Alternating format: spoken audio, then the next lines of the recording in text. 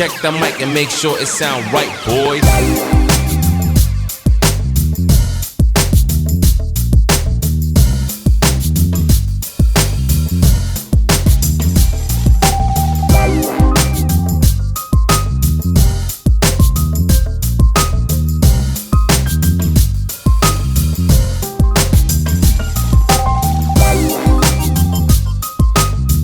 Welcome back to another one here on the channel. Today's going to be a little bit of a different one. So we have a 97 12 valve here. Look at that gem, she's clean. 97 12 valve here, P-pump truck, that we are doing a gauge install on. Now we're putting glow shift gauges on the truck. I'm not a real big fan of glow shift gauges. I've had them in a previous truck that I've owned. I've seen them work and I've seen them not work, but I'll say this much: glow shift has kind of stepped their game up as far as like instructions and all that goes, because this right here is actually the first time that I have ever seen a book or a catalog, you know, that tells you everything that you need. Now remember, I don't use glow shift gauges. It's been at least 4 or 5 years since my white 6.5 had them, and I'll be getting that truck back, but that's neither here nor there. So today what we're doing is we are doing a trans temp, fuel pressure, and he's got oil temperature on here as well, because boost and pyrometer are already down there. And I'm probably going to take just pictures of, or probably just, you know, hold the camera on the screen of these, just because I'm really not going to get into too much of a how-to to do this, because they actually have really good, really clear and vivid instructions that come with it. So I'm not going to bore you guys with that. This truck, however, is here because it is, I believe it's a fuel issue. I could be wrong, but it's an easy way to diagnose. The truck will only start if you give it some throttle, and then when you put it under load of like putting it into from park or neutral into a gear, it stalls out.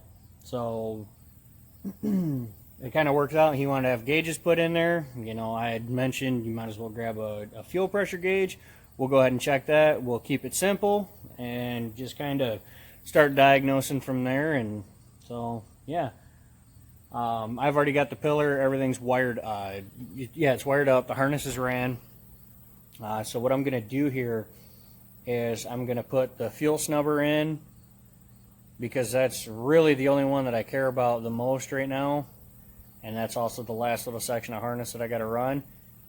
And then I'm going to try to see what happens here. But I'm also going to hit on some interesting stuff. You know, like need to know points of interest on installing these gauges. So I'll catch up with you guys, and like I said, as I find things, we'll hit on them. We'll see how they turn out, and then we'll probably go over this truck and some future stuff that he'd like to do with it, and some stuff that's already on it. So we'll catch up with you here momentarily. Okay, so new day. That did not go as planned. The batteries in his truck were, well, actually they died. So what we're gonna do, we actually, like I said, it's a new day. We got all the wiring done. Get some airflow in this pig. We got the battery charger hooked up to it, and we're gonna take the old big block here, give her some juice, and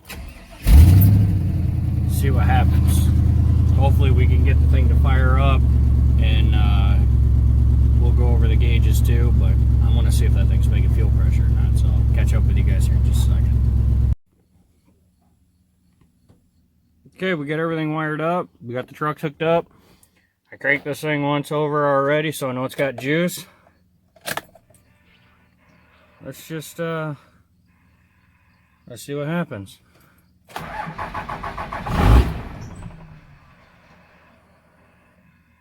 So right there I had to give her a little bit of pedal, but let's see what happens. See if we make fuel pressure or not.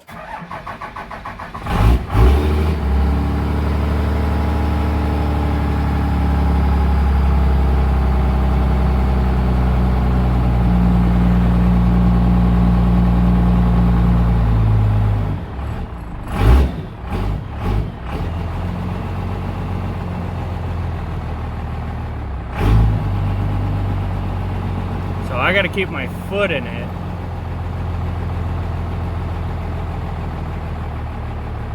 Because if I let out of it, it drops.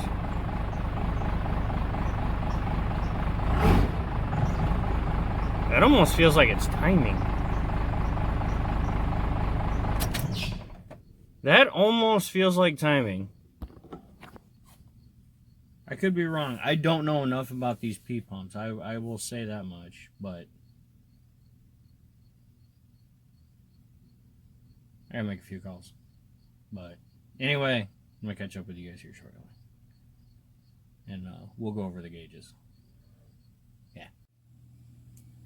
Alright guys, so to top this off on the gauges, really all that we did was we wired all the yellow wires together. Those are your 12 volt source. We ran that into the 15 amp dome light fuse.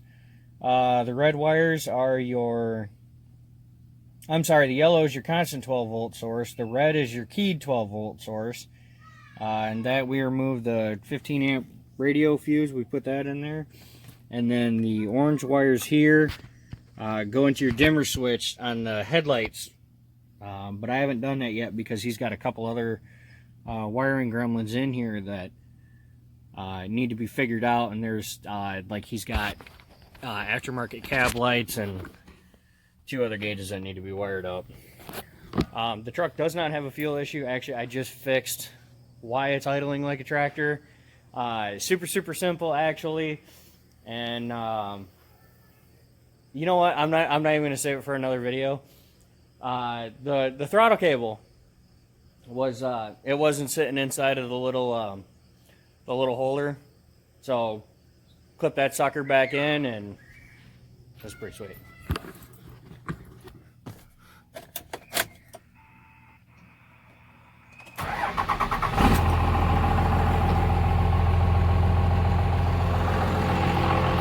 Like a champ. So pretty much yeah, that's that on it. Sounds good.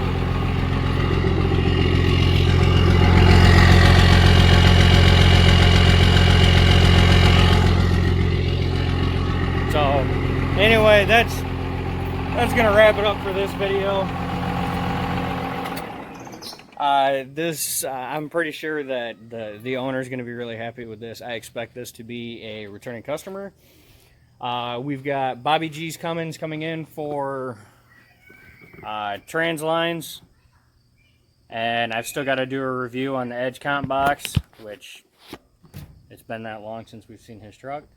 But anyway, keep it simple, guys. Keep it simple, stupid. So anyway, yeah. Hope you guys enjoyed that. Tap that like button. Hit that subscribe button, please. Plenty more 12 valve. Plenty more 24 valve 6-speed action coming at you. And I have got a shit ton of parts for the triple turbo Duramax build. So again, like, comment, subscribe, all that fun stuff. Share if you even like it. I know I've got an ugly face, weird teeth, and an awkward voice, but hey, I appreciate the love and support. Take care, guys. We will see you on the next one.